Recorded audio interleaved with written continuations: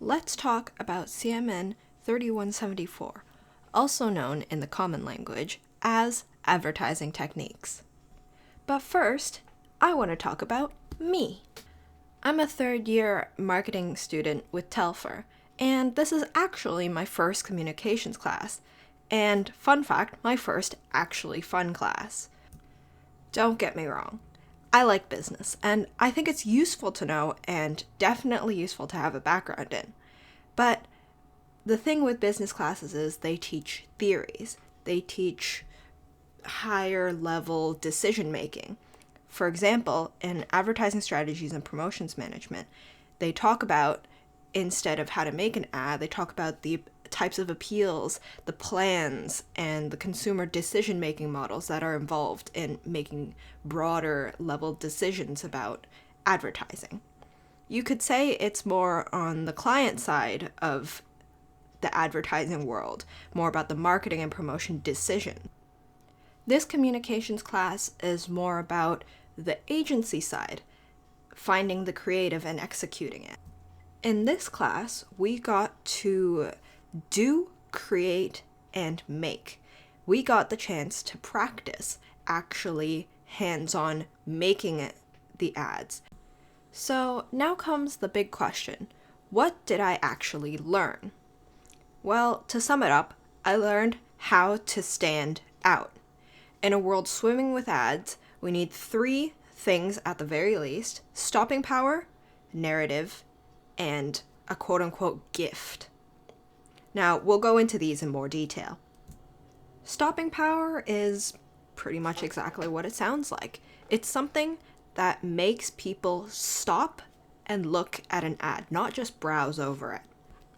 To make people stop, well, you need to stand out, you need to look different. And one way to do this is to look at what other ads in the industry or in that field look like and completely go the other way.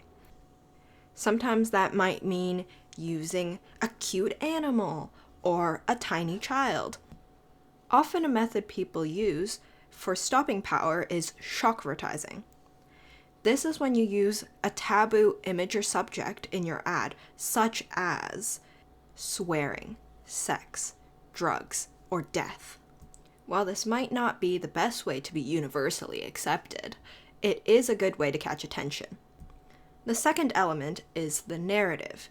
This is important for both print and for video, and can not only be used to display the product or product attributes, but to show a brand personality through telling a story.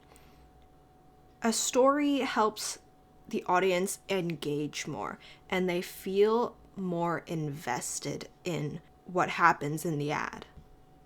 The gift is a more vague term than stopping power or narrative, and generally what it means is, what do you come away feeling after the ad? What is the feeling that you give to your audience?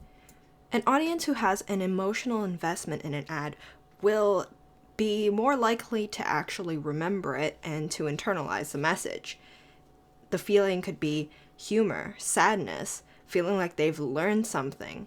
And this is all done through the story, the music, and the editing. Even knowing all these 3 things, what does an ad itself look like, and how do I make one? A good place to start off is with the international style. The trend for ads these days is to have something very simple with lots of white space and mainly visuals. And from there you can really go anywhere. This is the style of our time right now, and you're not necessarily restricted to that, but it's a good place to start. The last thing to remember is that your creative is one thing and the execution is another. Don't get too attached to your idea because others will inevitably tear it apart. Your creativity is yours and you should trust it, but also the advice of other people, especially people with more experience, is also very valuable. At the end of the day, just have fun.